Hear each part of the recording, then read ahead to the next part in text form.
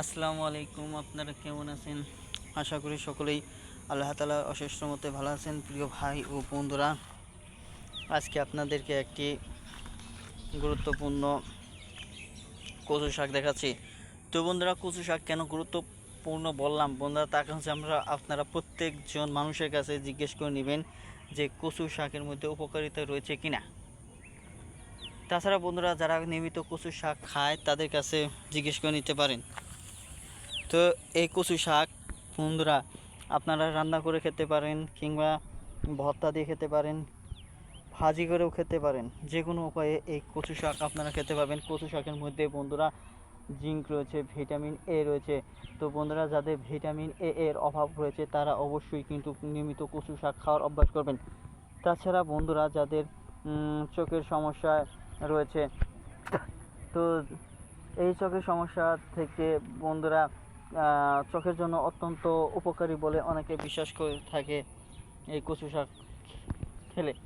তো সেজন্য আমি আপনাদেরকে নিয়মিত বন্ধুরা একবেলা, সকালবেলা হোক কিংবা রাত্রিকালে হোক, আপনারা অবশ্যই কচু শাক খাবেন। তো আমিও ব্যক্তিগত মতামত হিসাবে বলতে চাই যে বন্ধুরা, আমি কিন্তু কচু শাক অনেক খেয়েছি। তো বন্ধুরা, সেজন্য আপনাদেরকে পরামর্শ দিচ্ছি কচু শাক খাওয়ার জন্য। তাছাড়া আপনারা জানতে পারবেন যে এই কচু শাক যদি শহর অঞ্চলে যারা বিক্রি করে থাকেন তারাও জানেন যে এই কচু শাকটি কীরকম বিক্রি করা যায়। তাছাড়া বন্ধুরা, ভদ্র মানুষেরা কিংবা অন্য অন্য মানুষেরা তারা কচু শাক কেনার জন্য তারা কেন মানে কচু শাক কেনার জন্য তারা অনেক কচু শাক তারা বাজারে ঘোরাঘুরি করে কচু শাক কেনার জন্য। তো তারা জানে যে কচু শাকের মধ্যে ফ্রেশ একটি ভিটামিনযুক্ত শাক, যা রান্না করে খেলে উপকার কিছুটা হলেও পাওয়া যায়।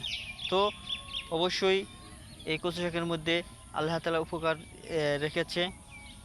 তার কারণ হচ্ছে, উপকার যদি না পায় তাহলে কিন্তু বন্ধুরা মানুষেরা কিংবা ভদ্রলোকেরা এই কচু শাক সেবন করতো না।